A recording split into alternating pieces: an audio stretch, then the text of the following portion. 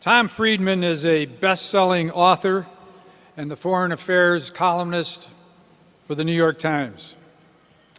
A Minnesota native, Tom has starred at the New York Times for 3 decades as a foreign correspondent and bureau chief in the Middle East, as White House correspondent, chief White House correspondent, and as international economics correspondent, and since 1995 as a provocative, globe-traveling columnist.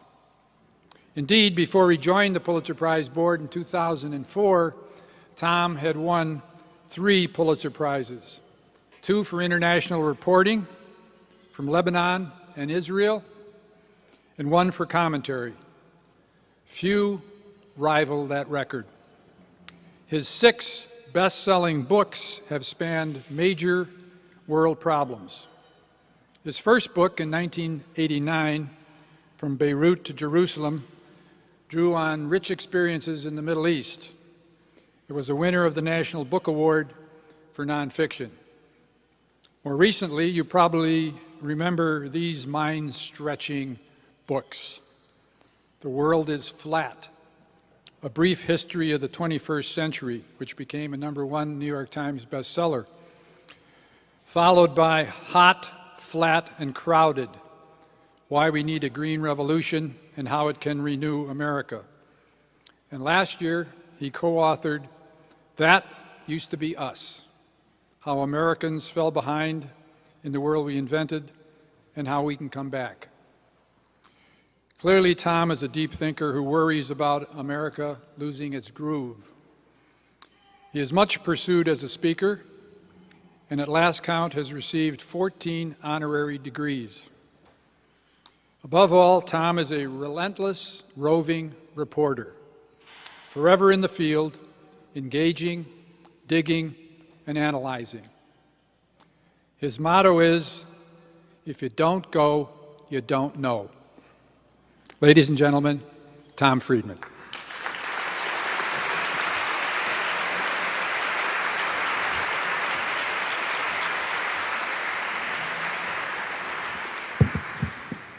Sig, thank you very much. It's a treat to be here this afternoon.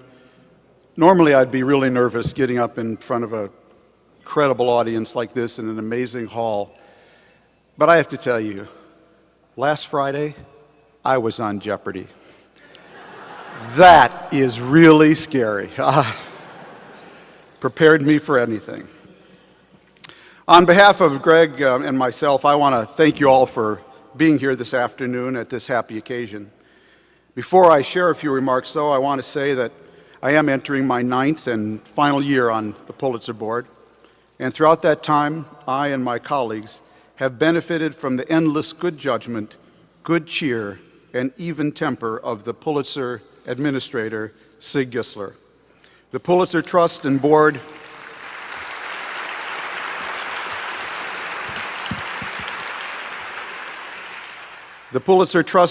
are hugely in his debt. Anyone who has served on this board during Sig's tenure will tell you that.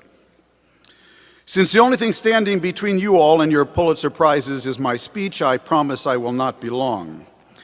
I thought I would simply take a few minutes to share with you what I have learned from 8 years of judging the best journalism produced in this country.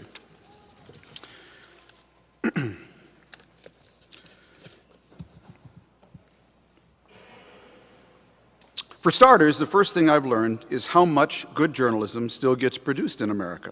Despite the shrinkage of news holes and news budgets, while we on the board get to see the best of the best, the 3 finalists in every category, chosen by different juries, more often than not, I find myself wanting to give prizes to all 3. It is often excruciatingly hard to choose. Our industry may not be so alive and well, but our craft certainly is. As a board member, one not only gets to savor all this good journalism, but to learn from its substance as well. In that regard, I have noticed a worrying trend of late. In recent years, but particularly this year, the finals included numerous stories about state and local governments, as well as the federal government, being squeezed by budget cuts, and as a result, either failing to do their jobs or outsourcing them to private contractors who, motivated more by profit than civic duty, often underperformed as well. Let me share with you a sample of what I mean from a few of our finalists and winners this year. The Miami Herald offered a sweeping, thorough, and meticulous investigation over a year-long period that uncovered abuses and lack of state oversight at Florida's once acclaimed assisted living facilities. The Herald conducted hundreds of interviews and examined thousands of state inspections, police reports, and court cases. Through careful reconstruction of individual cases, it showed how some of Florida's most vulnerable citizens suffered grievous injury or death because of neglect and abuse, and how the state failed to shut down homes even after repeated violations. The New York Times, through exhaustive reporting, revealed rapes, beatings, and more than 1,200 unexplained deaths in state-run facilities that aid 135,000 developmentally disabled citizens. They also found that New York taxpayers were paying far more for care than citizens in any other state, with some organizations handing top executives handsome salaries and questionable benefits. The Chicago Tribune, using old-fashioned investigative techniques, presented a clear and convincing indictment of a system that allowed criminals by the dozens to escape the consequences of their brutal acts by simply fleeing the country. Reporters did what law enforcement failed to do. They tracked down those violent fugitives, often living under their real names, and interviewed many of them along with families victimized by their crimes. The reporters also identified law enforcement agencies which, through neglect or indifference, apparently forgot that crime without punishment was justice denied. The Seattle Times, whose Methadone and Politics of Pain series provided a compelling report on how a little-known government agency moved Medicaid patients from safer pain control medication to the more dangerous but cheaper methadone. The Maine Advertiser Democrat, which exhibited extraordinary resourcefulness and tenacity in exposing a stunning failure by local, state, and federal housing authorities to protect the most vulnerable members of their small rural Maine community. With only a staff of 3, the paper's robust reporting and photography uncovered a blatant disregard for health and safety codes that prompted the state to launch an official investigation literally within 4 hours of publication of the first story. The Associated Press, for clearly and dispassionately exposing how regulators have walked away from traditional standards of safety, even as nuclear facilities reaching or surpassing their life expectancy showed troubling signs of leakage, decay, and outright failure. And finally, the California Watch and Center for Investigative Reporting offered a shocking discovery of deficiencies in the seismic safety of California's school buildings. The entry included an online edition where you could click on your school and see the fault line running under it. It is a truism that Americans today of all political stripes want more government than they are willing to pay for. But I must say, serving on this board, you can really start seeing the effects. We are leaving, as I wrote yesterday, a period of 50 years when to be a president, a governor, a mayor, or a college president was, on balance, to give things away to people. And we are entering a period, hopefully brief, in which to be a president, a governor, a mayor, or a college president will be, on balance, to take things away from people. How intelligently we as a country do that, I believe, is going to determine a lot about the quality of life in our country. You can grow without pain, but you can grow without a plan, but you better not cut without a plan. I suspect that a lot of what our news organizations will be covering in the next decade is how we cut things, how intelligently we use our shrinking resources, and what impact or failure to do so has on businesses, schools, jobs, families, and our social fabric. In other words, ladies and gentlemen of the press, we have a hugely important task waiting for us down the road. Another thing I've noticed these past 8 years is that the New York Times, Wall Street Journal, and Washington Post sure win a lot of Pulitzer Prizes for international reporting. And here I'm going to make a prediction. They're going to win a lot more because so many other news organizations have dramatically cut back their foreign coverage. I was in Amman, Jordan 2 weeks ago, and gave a talk at the Teachers College in Amman, where Columbia University also has a center. At the reception afterwards, a man came up to me, warmly shook my hand, and asked, "Do you recognize me?" I did not. He was Yusuf Nazal, the owner of the Commodore Hotel, the famous press hangout for the Beirut Press Corps for many years, culminating during the Israeli invasion of 1982.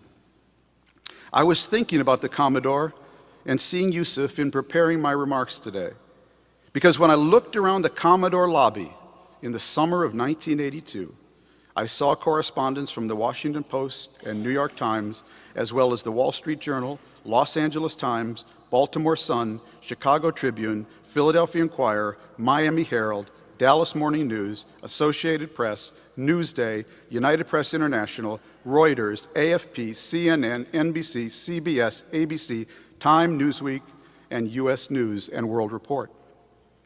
Every major British, French, Italian, and Spanish paper was there, along with photographers from every agency.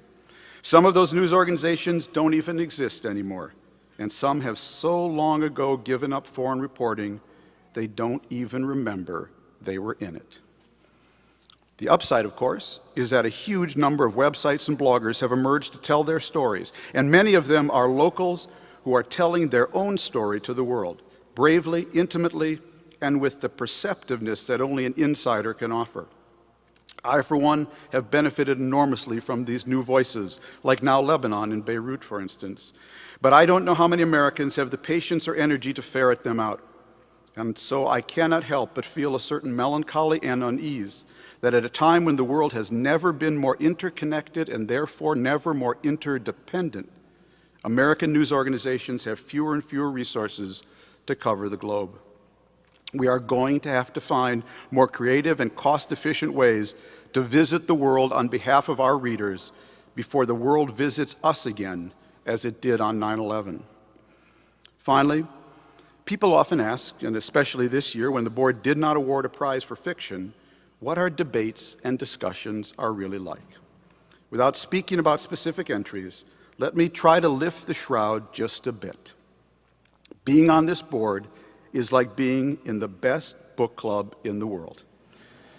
And yes, the debates at times do get heated. I will always savor the opportunity I had to watch Professors Henry Louis Gates of Harvard and David Kennedy of Stanford debating the merits of a particular book of history. Their back and forth was pay-per-view quality. At times, it made you want to lean back, pop popcorn, and just enjoy the show. I'm always amazed in our discussions that one can be totally allied with one person on the merits of a particular book or piece of journalism, and then their staunchest opponents on the next one. And I'm equally amazed at how I can come in feeling one thing about a book or a series and be persuaded by another board member's original argument and insights about that work to vote another way.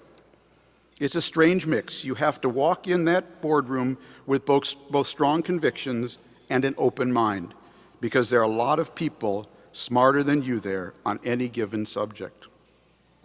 Who wouldn't pay attention to someone like Junot Diaz, a Pulitzer winner in fiction and now on our board, incisively analyzing a novel as only another fiction author can do, while he paces around our board table or lies flat on his aching back on the floor? It's like a great fiction class. Who cannot be touched when our always soft-spoken fellow board member Joyce Dealey reads aloud stanzas from her favorite poet to sway the board to her side, before Daniel Allen, our board member from the Princeton Institute for Advanced Study, deconstructs the same poem with expert precision? I still miss Washington Post publisher Don Graham's passionate and Baroque way of introducing any entry he liked or wanted to demolish. It was like watching a great lawyer opening a case, and I shall certainly miss the two women from the class before me who always sat next to each other, Kathleen Carroll, executive editor of the Associated Press, and Anne-Marie Lipinski, curator of the Newman Foundation. You only need to be on a board with the two of them for 1 year, let alone 8, to say to yourself, how could there have been a time when women were not top editors? Through it all, though, I can tell you that I have never witnessed an iota of favoritism or bias toward any paper or author. People truly take their judging duties seriously. to be executed, if I may use a motto close to home, without fear or favor. Yes, at times, as happened this year with fiction, there is no winner. But do not assume that was because nothing was found worthy. We usually have 15 people voting. Entries often win by small margins. But sometimes 7 people can feel very strongly about an entry, and the 8th vote just is not there. Don't take that as a sign of our failing or anyone else's. Take it as a sign of how strongly people feel about what they are voting on and their commitment to be true to their judgments and our standards without fear or favor. So for all these reasons and more, I want to say what a privilege it has been to serve on this board. It's a lot of work, but I wish I could have 9 more years. Well, maybe 3. Thank you very much.